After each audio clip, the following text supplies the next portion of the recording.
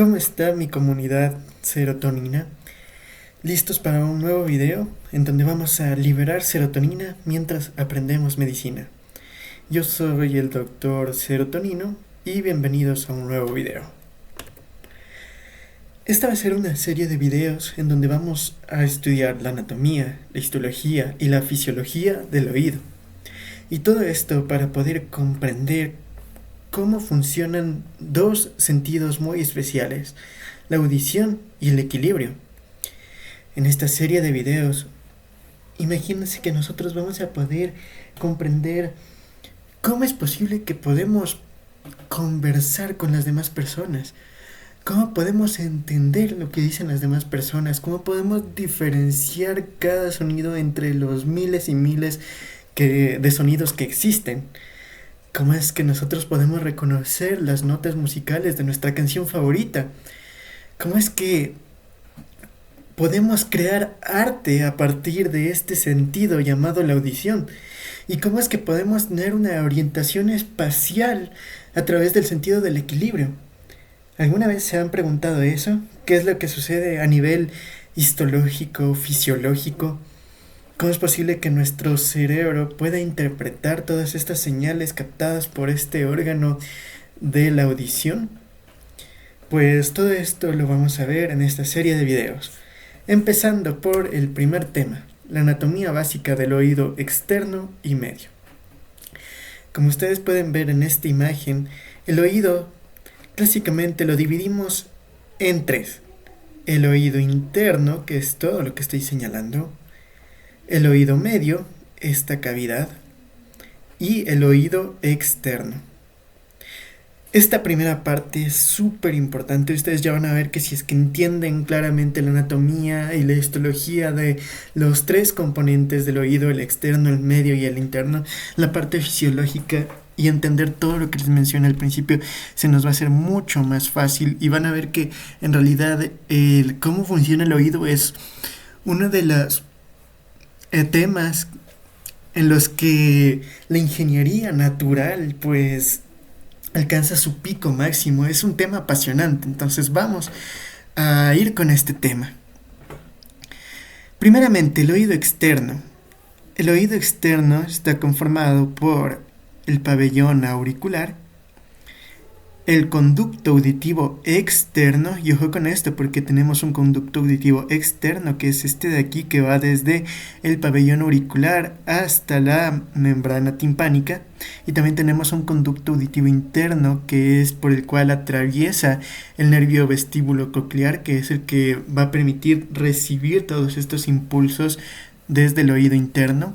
Entonces no confundirse, conducto auditivo interno está aquí, es parte del oído interno, mientras que el conducto auditivo externo es parte del oído externo, obviamente. Como ustedes pueden ver, el oído externo está compuesto por piel y también fibras elásticas.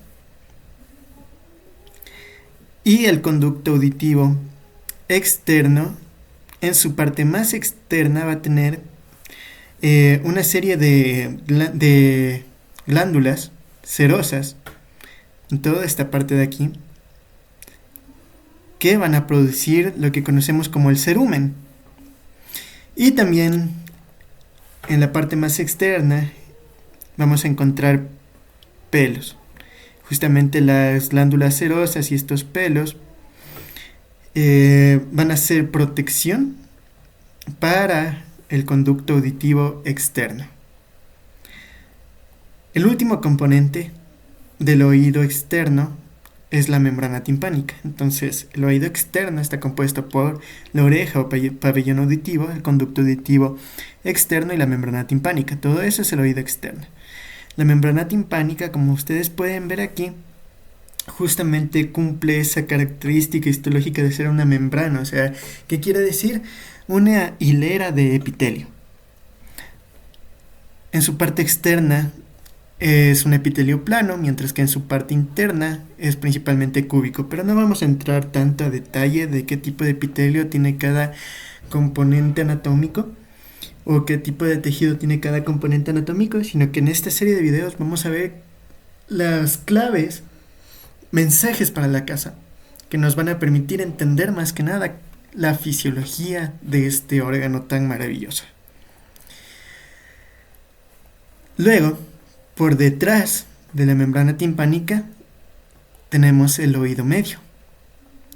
Y el oído medio, como ustedes pueden ver aquí, no es más que una cavidad ósea que se encuentra a nivel de la porción petrosa del hueso temporal. Todo esto, tanto el oído medio como el oído interno, son cavidades que se encuentran en la porción petrosa del hueso temporal. ¿Qué es lo más importante del oído medio? Una, esta cavidad llena de aire. Dos, los huesecillos del oído. Tenemos el martillo. Como ustedes pueden ver aquí, el manubrio del martillo está en contacto con la membrana timpánica. Y eso es un dato importante porque en un examen llamado otoscopía nosotros vamos a poder visualizar esa estructura. El yunque y el estribo. Y como ustedes pueden ver aquí, ya lo vamos a ver en una imagen siguiente, este estribo tiene esta base. Y esta base está, por ponerlo en palabras fáciles, tapando directamente un hueco que, si es que no estuviera este hueso, comunicaría al oído medio con el oído interno. ¿Cómo se llama este hueco? La ventana oval. Una última estructura importante del oído medio es la trompa auditiva o trompa de Eustaquio. No se van a olvidar porque tiene aplicación clínica. Y ese es el objetivo de este canal, unir las ciencias básicas con las ciencias clínicas. Ya vamos a ver más adelante que esta trompa auditiva es súper importante para entender patologías como la otitis media. Pero en sí, a grosso modo, ¿qué es lo que hace? Comunica esta cavidad ósea del oído medio con la nasofaringe. Entonces, estos son los componentes del oído medio. La cavidad aérea, la trompa auditiva que comunica esa cavidad aérea del oído medio con la nasofaringe y los huesecillos, los 3 huesecillos del oído medio, martillo, yunque y estribo. Claro que esos huesecillos también están en contacto con músculos, que ya vamos a ver más adelante. Por último, el oído interno.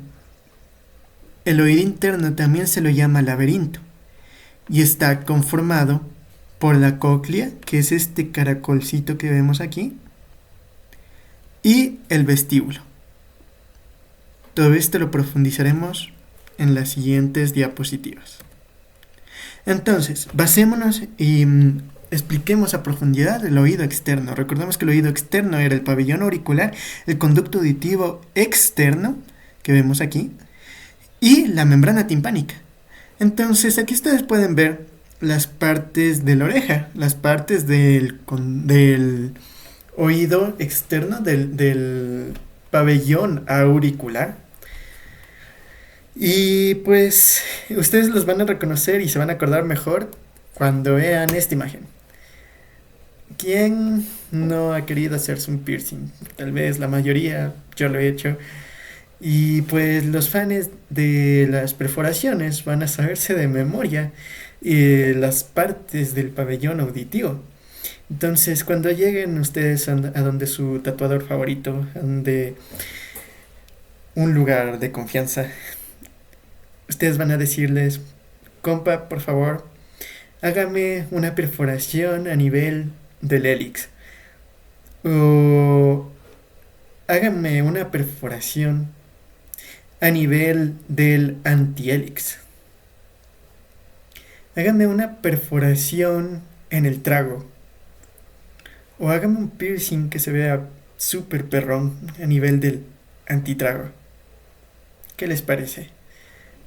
Entonces, esas son las partes justamente del pabellón auditivo. El hélix, que es todo esto, Todo esto vendría a ser el hélix.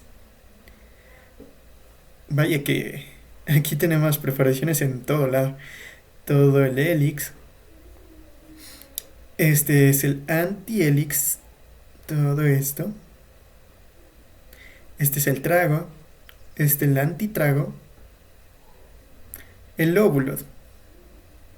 Y esto que tenemos aquí es la concha. Esas son las principales partes de la oreja. El buen Nether nos detalla más partes, como ustedes pueden ver aquí. Todo este es el hélix. Aquí está el lóbulo. El hélix tiene una rama que vendría a ser esta. Este vendría a ser el antihélix con sus respectivas ramas. El trago y el antitrago. Esto quizá a ustedes les parezca muy detallado. Nos podría servir. Sobre todo si es que existen lesiones, si es que existen, por ejemplo, anomalías congénitas, donde tenga que intervenir cirugía, por ejemplo, para restablecer la integridad del oído. Deben ustedes fijarse bien que sea un conducto auditivo externo permeable, que la oreja tenga un tamaño normal, que tenga una conformación anatómica normal, etc. Ahora bien, el conducto auditivo externo se comunicaba por dentro con la membrana timpánica para conformar el oído externo. Y aquí está lo que les decía. La membrana timpánica tiene contacto con el manubrio del martillo. Y lo podemos ver mediante este examen con este instrumento llamado otoscopio, la otoscopía. En la otoscopía nosotros podemos valorar la integridad del conducto auditivo externo, si es que sus paredes están inflamadas o no, si es que está produciendo mucho cerumen o no, si es que la membrana timpánica está íntegra. Y para valorar la membrana timpánica debemos acordarnos de las partes que están aquí. Entonces, si es que ustedes ven bien, nuestro eje de referencia vendría a ser este de aquí, el ombligo, la mitad de la membrana timpánica. Y de aquí para arriba podemos ver el manubrio del martillo y su apófisis lateral. En algunas otoscopías lo que más se ve es esta parte de aquí, el manubrio del martillo. Tenemos la porción tensa de la membrana timpánica. Este cono de luz es importante verlo.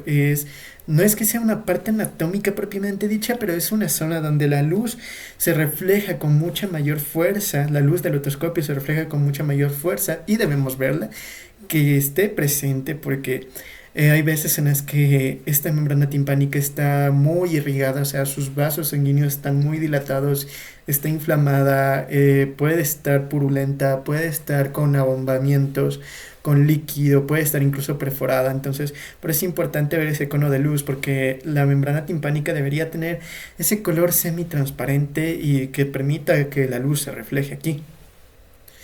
Podemos ver también la porción flácida. Y también tenemos en algunos casos la rama larga del yunque, que también está en contacto, mucho menos que el manubrio del martillo, pero también está en contacto con la membrana timpánica.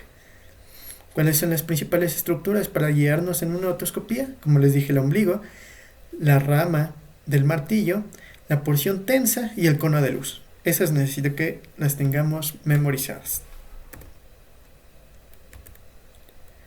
Ahora bien, como ustedes pueden ver aquí, por detrás de la membrana timpánica ya tenemos el oído medio. Esa cavidad aérea que está en la porción petrosa del hueso temporal que les mencionaba y que está conformada por el martillo, el yunque y el estribo. Aquí podemos ver mucho mejor la forma de los huesecillos del oído medio y también los músculos que les decía. Miren este musculito de aquí. ¿Pueden verlo? Ahí tal vez esta cosita de aquí es el músculo estapedio. Es el músculo más pequeño del cuerpo. Y justamente, ¿para qué sirve? Para traccionar ese huesecillo, el estribo. Lo tracciona lo tensa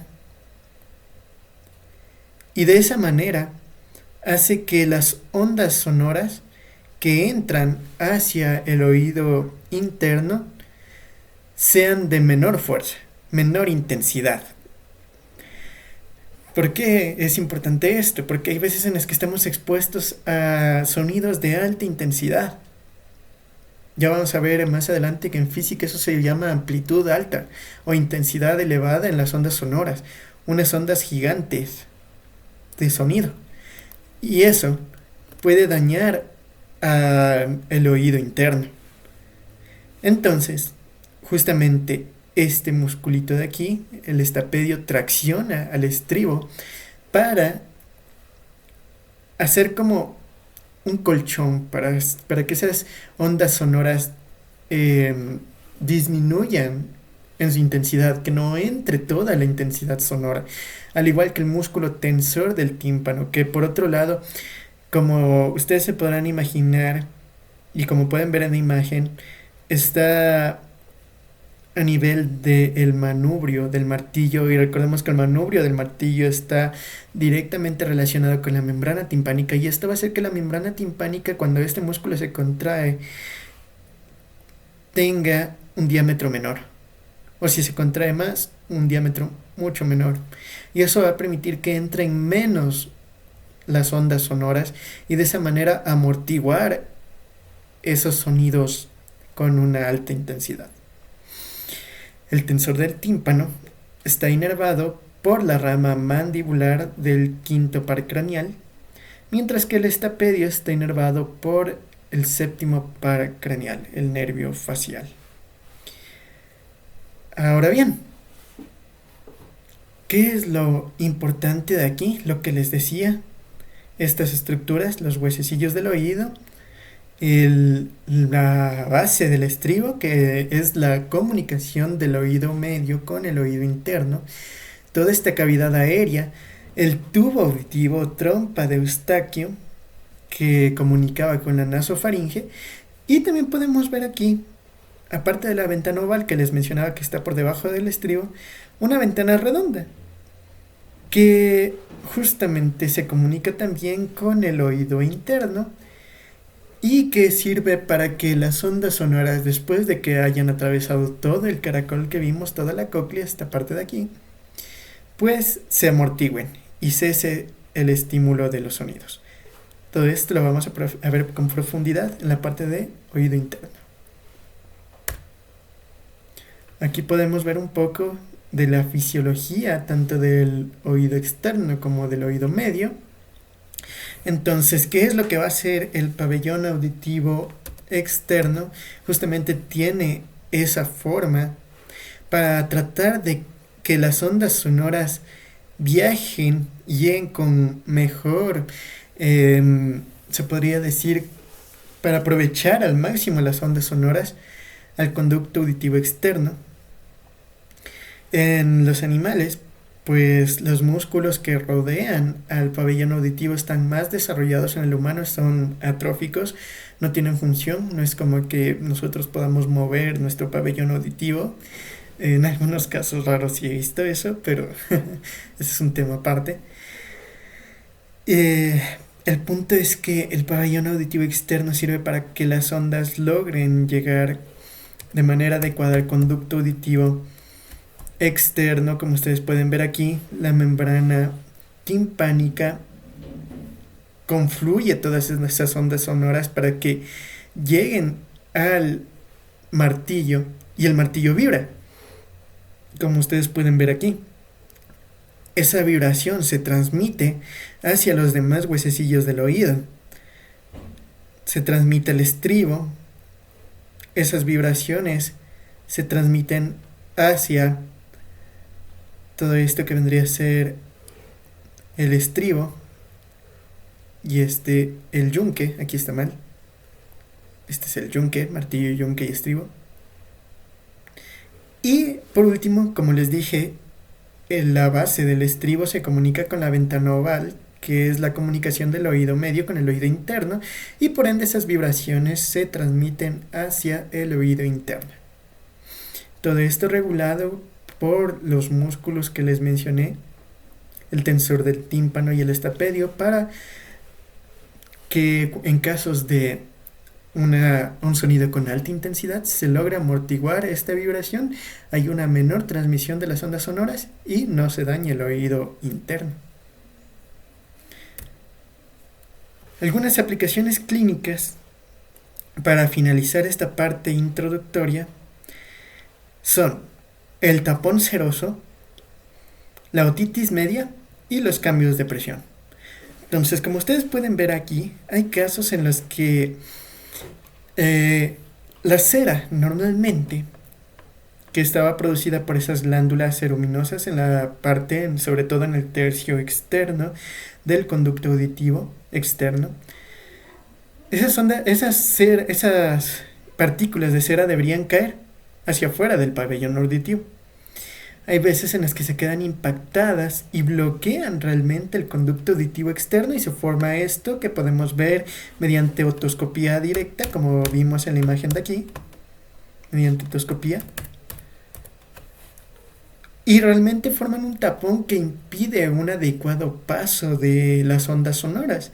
Y ahí es donde empezamos a tener hipoacusia.